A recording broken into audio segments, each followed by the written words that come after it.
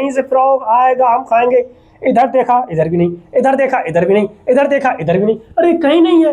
तो ये क्या है? देखो, चाहे हमारा हर्बीवोरस शाकाहारी, चाहे हमारा कार्निवोरस मांसाहारी, चाहे हमारा ओमनिवोरस सर्वाहारी, चाहे पैरासाइट्स परजीवी हो, ये सब क्या करते हैं? एक दूसरे पर डिपेंड है। जितने भी हो हमारे नेचर में, जितने भी ऑर्गेनिज्म है, ये सब एक दूसरे पर डिपेंड है।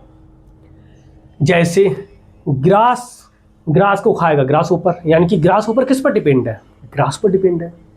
अब ग्रास ऊपर को खाने के लिए फ्रॉग है, तो फ्रॉग किस पर डिपेंड है? ग्रास ऊपर पर डिपेंड है। अब फ्रॉग को खुद खाने के लिए स्नैक है, यानी कि स्नैक खुद डिपेंड है फ्रॉग पर। अब स्नैक को भी कौन खाता है? बाज खाता है, ईगल खाता है। तो ईगल किस पर डिपेंड है? स्नैक्स पर। तो देखो, अगर हम यहाँ पे एक चीज देखें कि जो ईगल है वो भी हमारा ग्रास पे डिपेंड है। ईगल क्या है? जो ग्रास पर ही डिपेंड है, घास पर ही डिपेंड है। कैसे?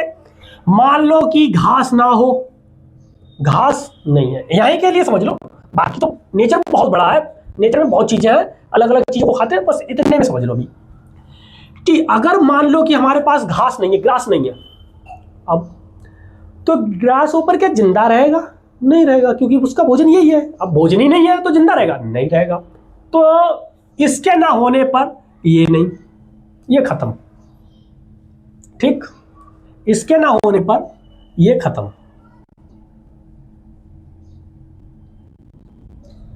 ग्रास ऊपर खत्म हो गए।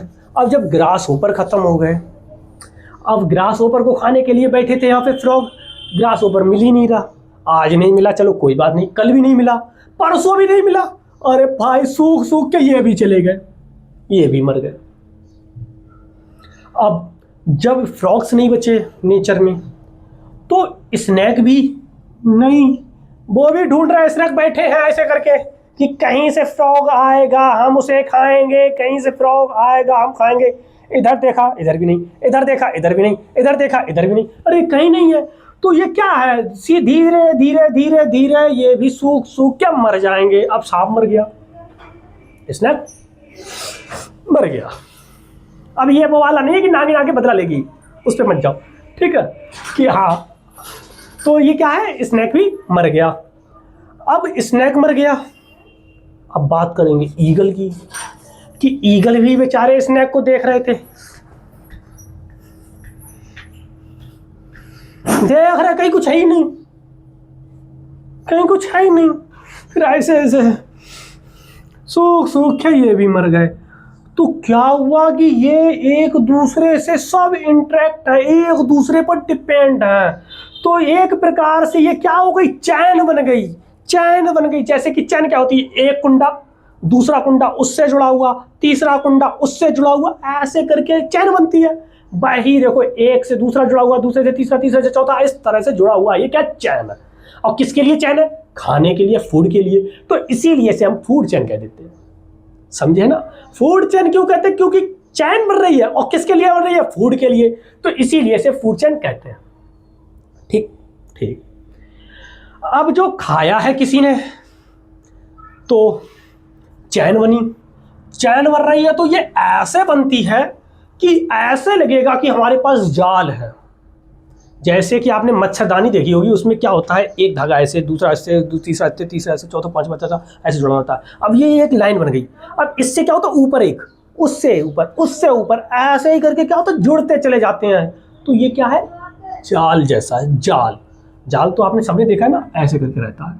ये रही, इससे ये रहा, ये क्या हो गया? एक जाल बन गया है। ऐसा ही जाल क्या होता है हमें यहाँ पर भी देखने को मिलता है, जिसे हम फूड वेव कहते हैं। क्या कहते हैं? Food web. तो देखो, ये रही फूड वेव। इसमें क्या होता है? जैसे मान लो हमारे पास प्रोड्यूसर, प्रोड्यूसर मीन्स जो प्रोड्यूस करता है, जैसे ग्रीन प्लांट्स, जितने भी ग्रीन प्लांट्स हैं, और ब्लू ग्रीन एल्गी, ये सब क्या है? प्रोड्यूसर हैं। तो इन्होंने प्रोड्यूस, फूड को प्रोड्यूस किया, तो हमने मान लिया प्लांट्स। ठीक, प्लांट्स को ग्रास होपर ने खा लिया। अब ग्रास होपर की तलाश में पहले से फ्रॉग बैठे थे, फ्रॉग ने क्या किया? उसको खा लिया। अब फ्रॉग ने खाया, तो फ्रॉग को खाने के लिए स्नेक बैठा था, स्नेक ने खा लिया। अब कहा इससे, अब ऊपर सब ये काम सब देखा ईगल महाराज ने। ईगल कह रहा है हाँ सबने खा लिया ना, अब मेरी बारी, अब मैं आ रहा। तो अब आया ईगल, ईगल इसने को खा गया। ठीक, ये तो एक प्रोसेस से हो गया। अगर दूसरी प्रोसेस की तरफ हम जाए तब हमारे जैसे प्लांट्स है, प्लांट्स को खा लिया चूहिया ने। चूहिया समझते हो ना, माइस, अरे चूहा की बीबी चूहिया ने खा लिया। अरे ईगल ने देखा, अरे वाह एक और शिकार, जाके इसको भी दबोच लिया। ईगल ने इसको भी खा लिया। ठीक, ऐसे ही प्लांट्स हैं। यहाँ पे और भी कई सारे जीव हो सकते हैं, ठीक ना, कई सारे, लेकिन हमने थोड़ा सा लिया है क्योंकि हजारों तो हम लिख नहीं सकते हैं, तो हमने सिर्फ थोड़े ले लिए हैं। ऐसे ही प्लांट्स को रैबिट, खरगोश खा लेता है, बेचारा ऐसे करके जाता है, खा लिया जाके। अब ऊपर से उधर देख रहा था ईगल महाराज, उसने फिर से देख लिया ऐसा ही सब कुछ, उड़ते उड़ते उसने देखा, अरे वाह एक और शिकार, इसको भी खा लिया। लेकिन आपको पता है ना, जंगल की रानी और बहुत चालाक बड़ी सियानी लोमड़ी महारानी वहां पर बैठी थी। उन्होंने कहा ऐसा थोड़ी ना हम छोड़ देंगे, ये भी गए रैबिट के पास, इन्होंने भी पकड़ लिया रैबिट को। इन्होंने क्या किया, अब हम भी खाएंगे। ईगल कह रहा मैं खाऊंगा, ईगल कह रहा मैं खाऊंगा, दोनों ने क्या किया, आधा आधा करके खा लिया। अरे कहने का मतलब है दोनों खा सकते हैं, दोनों खा सकते हैं जिसे मिल जाए, यानी कि इसे खाने के लिए सिर्फ दो ही नहीं और भी हजारों होंगे, वो खा सकते हैं। तो ये क्या है, जाल जैसा बन गया, इसी को हम क्या कहते थे, फूड वेब कहते हैं। बोलो कोई दिक्कत नहीं। अब ये जो फूड वेब हो गया है, इसमें एक दूसरे को खा रहे हैं। अब देखो यहां से एक बहुत अच्छी चीज, यहां से प्लांट्स क्या होते हैं, हमारे प्रोड्यूसर होते हैं। उसके बाद ग्रास होपर हमारा प्राइमरी कंज्यूमर, उसके बाद फ्रॉग सेकेंडरी, उसके बाद टर्सरी, इस तरह से चलते चले जाते हैं। ठीक, अब इसमें जो प्रोड्यूसर है, प्रोड्यूसर जो है उसके पास मान लो कि टोटल जो एनर्जी है वो मैंने मान ली कि 1000 किलो जूल। एनर्जी को हम हमेशा किलो जूल में ही लेंगे, ठीक है, ये याद रखना, एनर्जी को हमेशा हम किलो जूल में ही लेंगे। कितना लिया, 1000 किलो जूल। ठीक, अब इसको खा लिया ग्रास होपर ने, तो ग्रास होपर यानी कि प्राइमरी कंज्यूमर ने खा लिया। अब प्राइमरी कंज्यूमर ने जब खाया ना, तो इसको 1000 का सिर्फ 10%, कितना, 1000 का सिर्फ 10%, 1000 का 10% कितना होता है, 100। तो इसको सिर्फ 100 किलो जूल ही एनर्जी मिली, किसको, प्राइमरी कंज्यूमर को। अब सेकेंडरी की बात करते हैं। सेकेंडरी यानी कि इसके बाद किसी ने खा लिया, जैसे ये प्राइमरी, उसके बाद ये सॉरी ये कंज्यूमर, ये प्रोड्यूसर, ये हमारा प्राइमरी, ये सेकेंडरी और ये टर्सरी में कोई ले लो। अब सेकेंडरी की बात करते हैं, तो अब इसको और किसी ने खा लिया, अब उसको भी इसका 10% ही एनर्जी मिलेगी। 100% है, अभी 100 किलो जूल है, इसका 10% कितना होता है, 10 किलो जूल। तो यानी कि जो सेकेंडरी हमारे पास कंज्यूमर होगा उसको सिर्फ 10 किलो जूल ही एनर्जी मिलेगी। ठीक, यानी कि 10%, इसका 10%, उसका 10%, ऐसे टर्सरी के पास 10 का 10%, यानी कि सिर्फ 1 किलो जूल एनर्जी मिलेगी, सिर्फ और सिर्फ 1 किलो जूल एनर्जी।